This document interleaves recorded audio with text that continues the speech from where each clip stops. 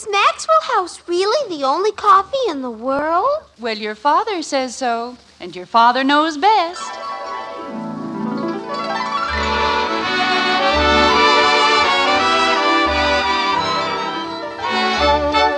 Yes, it's Father Knows Best, transcribed in Hollywood, starring Robert Young as father. A half-hour visit with your neighbors, the Andersons, brought to you by Maxwell House, the coffee that's bought and enjoyed by more people than any other brand of coffee at any price. Maxwell House, always good to the last drop.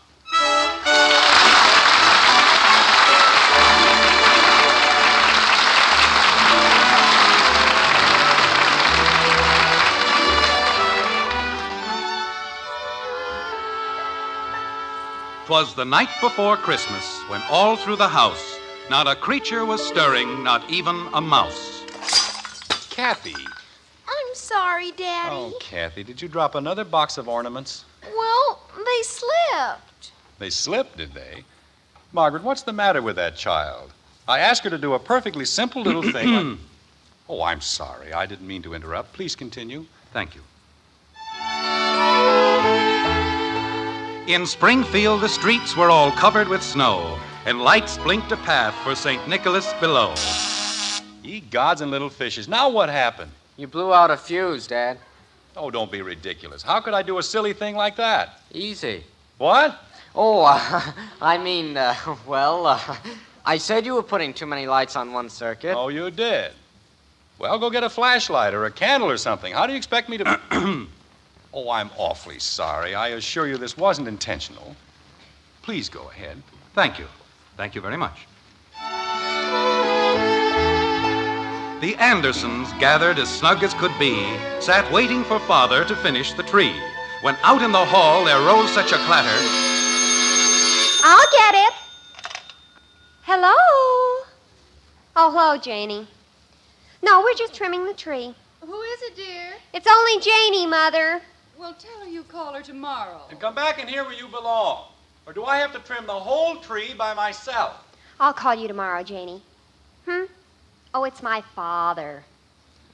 He won't let anybody else touch the tree, but if you aren't there to watch, he makes out like 10 men. 9 dead and 1 dying. Okay, Janie. Easy breezy, you'll slide a mile. You may go ahead now. You'll never know how grateful I am. All right, boys. When out in the hall there arose such a clatter. Kathy, will you please leave the presents alone? Gee whiz. When out in the hall there arose such a clatter. Oh, well, what's the difference? What I say won't matter. Go ahead, Jim. There. I guess that does it.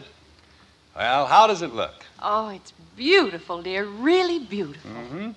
The angel's crooked. Certainly is not. That's the straightest angel I've ever seen in my life. Okay, then the tree's crooked. But doesn't anything ever satisfy you? I'm satisfied, but I thought you'd want to know. Something's crooked. Jim, dear, it's getting late. It took me 3 hours to trim that tree, and what thanks do I get? Something's crooked. I think it looks wonderful, Daddy. Thank you, Kathy.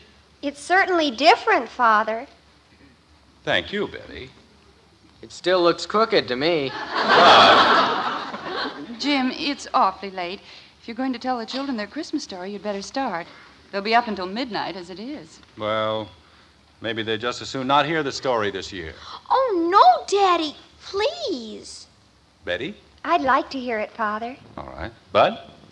If the tree isn't crooked, why are all the bells cockeyed?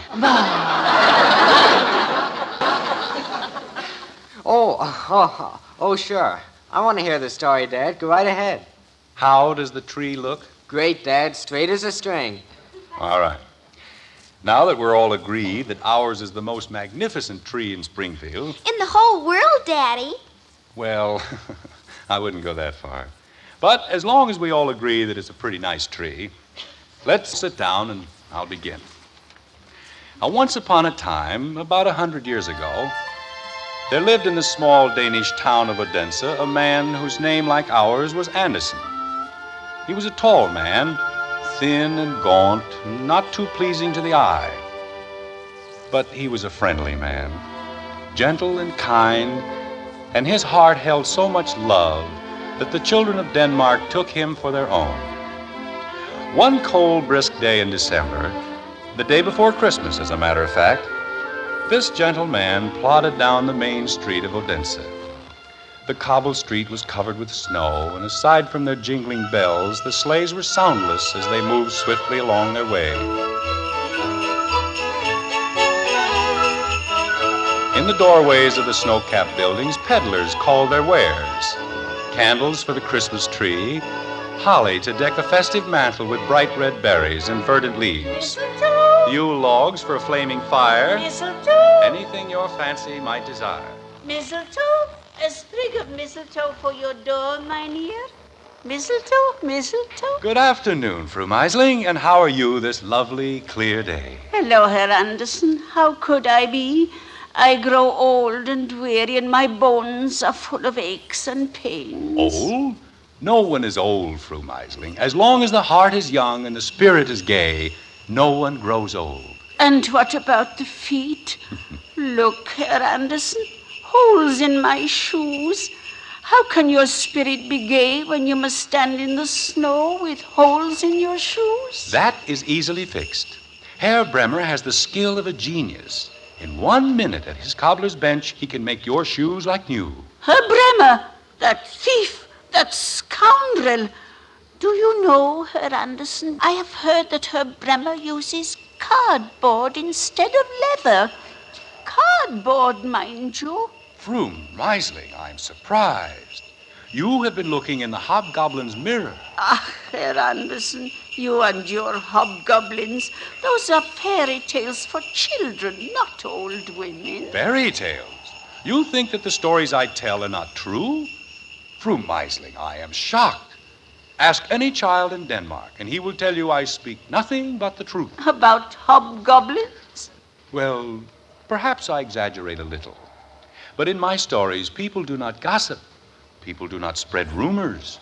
No one says that Herr Bremer's leather is mostly cardboard, unless they have looked in the hobgoblin's mirror. But, Herr Andersen, I have been told, how else does Herr Bremer grow rich? He works hard, he is frugal, and he has a good heart. The one who told me she has a good heart, too. Then it was she who looked in the hobgoblin's mirror. Fru Meisling, this was an evil goblin, one of the very worst, for he was the demon himself. One day he was in a wonderful humor, for he had fashioned a mirror, a very peculiar mirror which would appeal only to a goblin of this very low order. You see, anything good or beautiful that was reflected in this mirror immediately shrank to almost nothing. But anything evil or ugly was instantly enlarged out of all proportion. That was very amusing, the demon thought.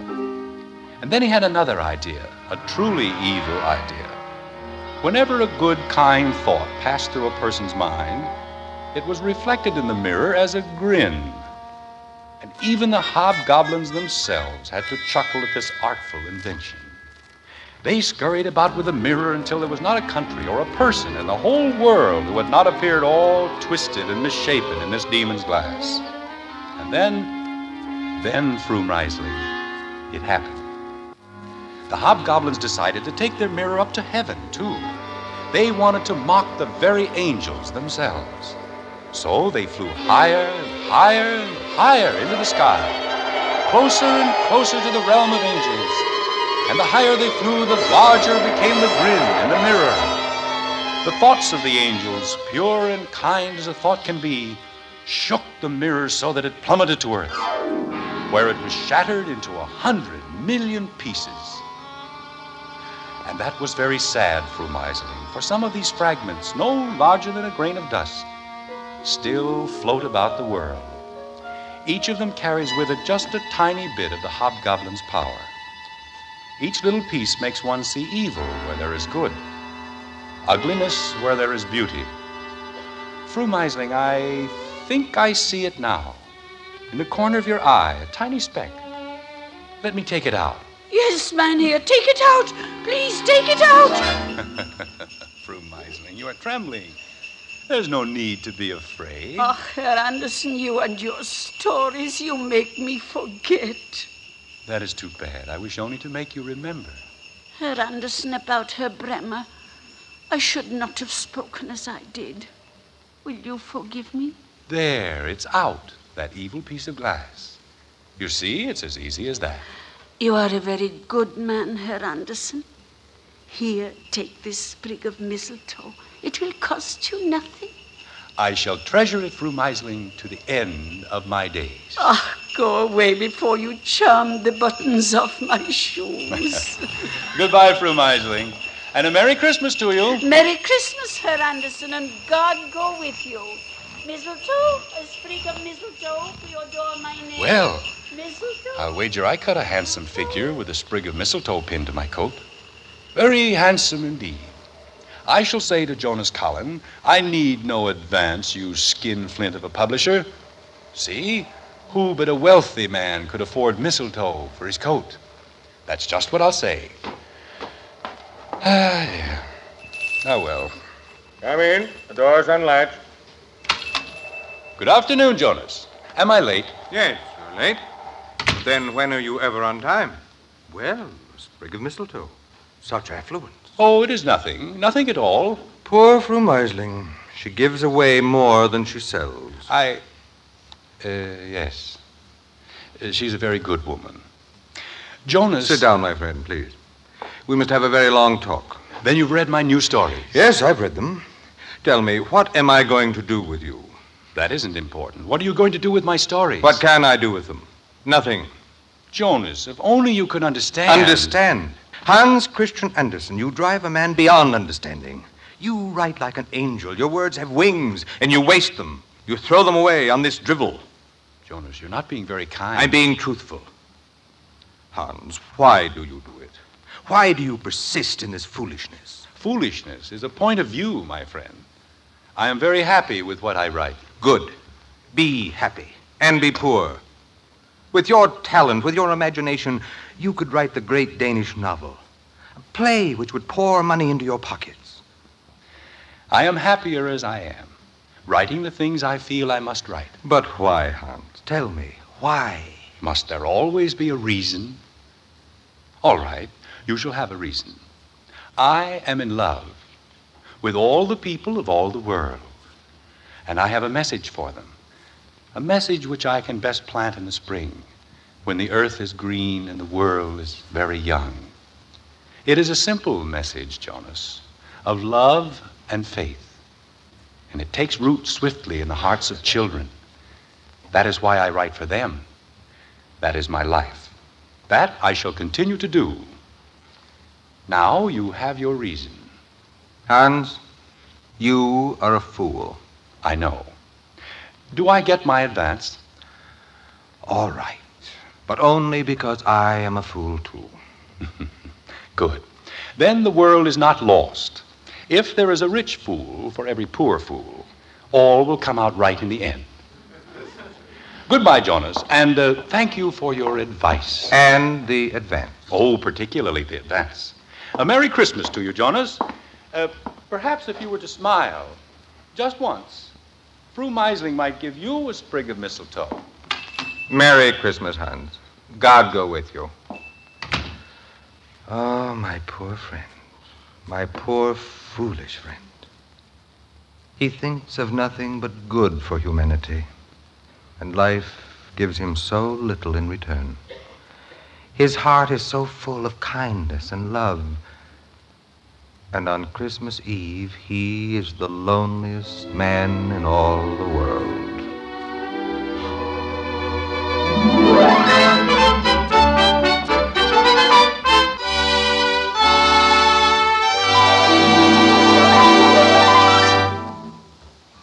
This warm and friendly holiday season of the year has always held special significance for all of us connected with Maxwell House Coffee.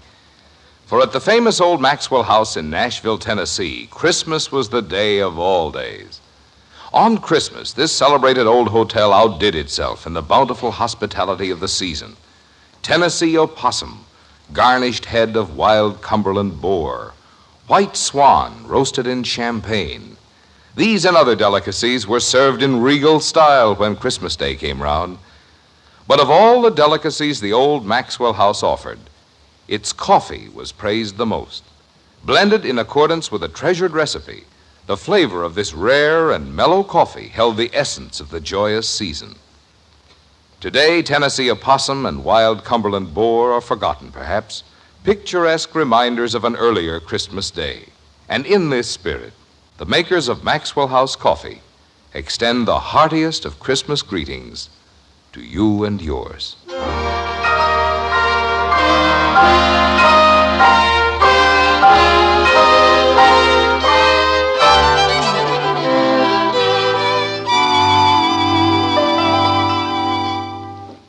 Daddy? Yes, Kathy? Jonas Collins said he couldn't put Mr. Andersen's stories in a book. But they are in a book. I have it. I know, Kathy. You see, he didn't really mean it. He published the stories all the time. And he sold them in every country in the world. But if the man said he wouldn't... Kathy, stop asking so many questions and let Father finish. Gee whiz. Go ahead, dear. All right. Well, after Hans Christian Andersen left the home of his publisher, he walked slowly through the streets of Odense. He walked for hours, looking at the bright candles burning in all the windows, at the holly wreaths hanging on every door. People nodded to him as he strolled by, smiled at him, and wished him a Merry Christmas. And then, after he passed, they shook their heads sadly and sighed because of his loneliness. You see, they too thought of him as a lonely man, childless and desolate. And when he reached a narrow, crooked street on the edge of the city and climbed the long staircase that led to his room, it began to seem as if perhaps the people of Odense were right. It was a very simple room, bare as a room can be. There were no rugs on the floor, no pictures on the wall, but strangely, he didn't seem to mind. A tiny fir tree stood green and shimmering in a corner, and a comfortable fire burned warm and bright in the fireplace. Hans Christian hummed a cheerful song as he bustled about the room. And then, moving slowly down the narrow street, he heard the carolers come.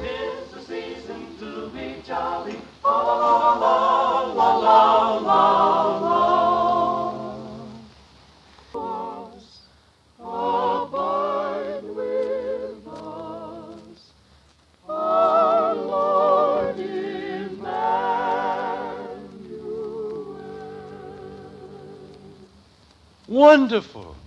That was wonderful, my friends. A Merry Christmas, Hans Christian. And a Merry Christmas to you, to all of you. May God's blessings be on you to the end of your days, bring you great joy and happiness. Thank you, Hans Christian, and God go with you.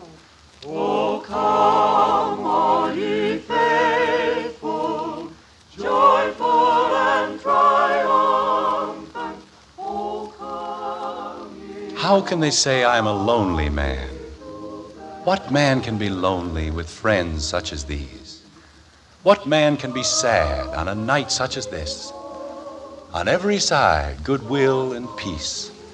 In every heart, love and kindness. No. If ever I am sad, it is not on the eve of Christmas Day. Ah, finally they are here. Come in. Come in, my children. There you are. Ah, my children. All my children have come home to see their father. And look at you. What wonderful, wonderful children you are. How you've grown. We've missed you, Father Hans. And I've missed you, Goethe. I've missed you all. My little tin soldier. I'm a big tin soldier, Father Hans. You will always be my little tin soldier. And the nightingale. Karen with the little red shoes. Hello, Father Hans. And the Snow Queen. How are you, Father Hans? Look at him. How my ugly duckling has grown. Father Hans. Big claws and little claws. Thumbelina, the shepherdess and the chimney sweep. All of my children are here. All of them. I am the happiest father in all of Denmark. Father Hans. From all of their storybooks they have come, from nursery shelves all over the world. Father Hans. What a Merry Christmas this shall be. What a Merry Christmas indeed. Father Hans. Tin Soldier, why must you always interrupt? I have a question, Father Hans. A very serious question I must ask. So soon, Tin Soldier? I thought first my children would tell me of their adventures, of the things they have accomplished. It has been a long time, you know. Oh, all right. But we must have discipline, Father Hans. They shall speak, but I shall be in command. First, Karen of the Red Shoes. Report to Father Hans. Well, I brought warmth to the children of the world, Father Hans. Good. I taught them the folly of greed and the comfort of repentance. I spread the gospel of love and the wisdom of faith. You did well, my child. You did very well. Be quiet, Duckling. It is not your turn. Gerda, you are next. Report. Well, I walked with children in their dreams and brought them happiness. I taught them the beauty of devotion and the wisdom of perseverance. That's what I did. You did wonderfully, my daughter. Wonderfully well. Duckling, be quiet. It is still not your turn. Snow Queen, you may report, but be brief. I kissed 1,000 lips, Father Hans, and turned 1,000 hearts into lumps of ice. And Father Hans, I'm tired of being cruel and heartless. Why can't I be kind like the others? Because, my Snow Queen, you are vanity. You teach your own lesson. You do good in your own way. That is your fate. Duckling, for the last time I tell you... Wait, let him speak, Tin Soldier. He is so eager. Speak, my little duckling. That's what I did. I see. Well, you did very well. Very well indeed. I am proud of you. And now, Tin Soldier. Father Hans, I have a complaint. Why do I have to have only one leg? It is very inconvenient. If I can spend all of my days in endless dancing, certainly you can stand around on one leg. Stand around? I fight 1,000 battles every day. I am the most valiant soldier of them all. Valiant? Pooh. Being gobbled up by a fish? I suppose you call that valiant. Children, please, we must not quarrel. Soon it will be midnight and you must return to your homes. But first I must give you your Christmas gift. The most wonderful gift I can bestow. I give you all a new little sister, the Match Girl. Welcome, little sister. Well, hello, Match Girl. Father Hans. Yes, Gerda? Why doesn't she say something? Can't she talk? No, Gerda, I fear not. But she carries with her a wonderful gift for the world. 3 matches, which can bring wisdom and comfort to all mankind. She strikes her first match, so.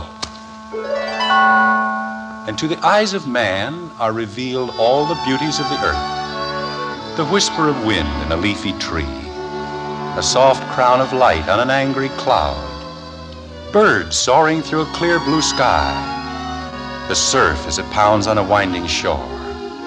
All of these and many more our match girl brings to the world. She strikes her second match, and in its light we find truth. Here is the wisdom of man and his conscience. Here is the hope of man and his sorrow. Here is the power of man to build a world of righteousness and justice. Here is peace for all mankind, if man will but accept it. Then the third match, the most important match of all, for it brings love. Look carefully, my children, and see what it reveals. Love of a man for a woman for a man, love of a parent for a child, and the love which is taught to us by God, who is our Father, the love of man for one another. Look again and see how in this love there is no prejudice, how it holds no restrictive covenants of color or creed. See how it glows in the hearts of men, worshiping in the church of their faith, whichever it may be, standing as equals in the sight of God. These are the lessons our match girl would teach. Now it is midnight, my children. It is Christmas Day, and there's work to be done. Now go back to your storybooks, to your countless shelves throughout the world. Teach the children of the world as I have taught you. Teach them beauty. Teach them truth. And teach them that which alone will bring them into the sight of God. Teach them love.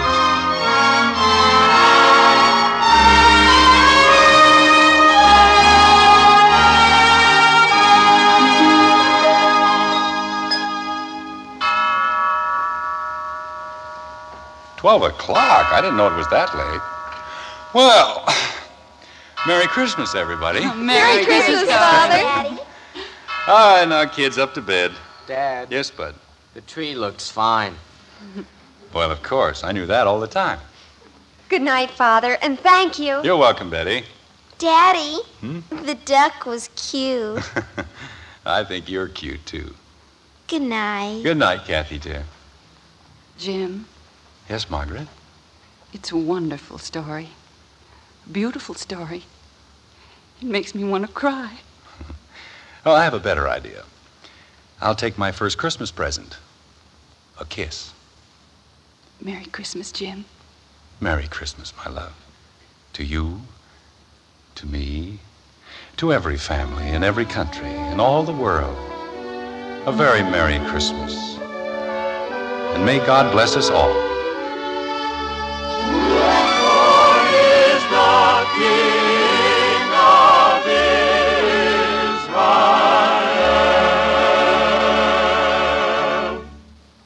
To Father Andersen's Christmas wish, the makers of Post Wheatmeal would like to add their greeting. In this holiday season, may Christmas bring the most in happiness to you and yours.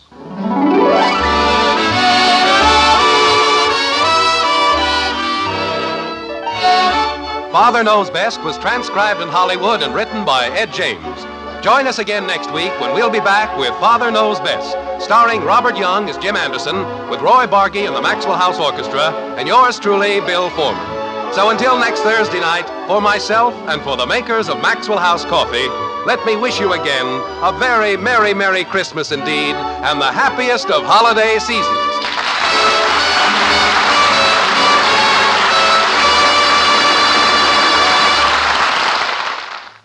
Hear Jack Webb and Dragnet later at Scrappy.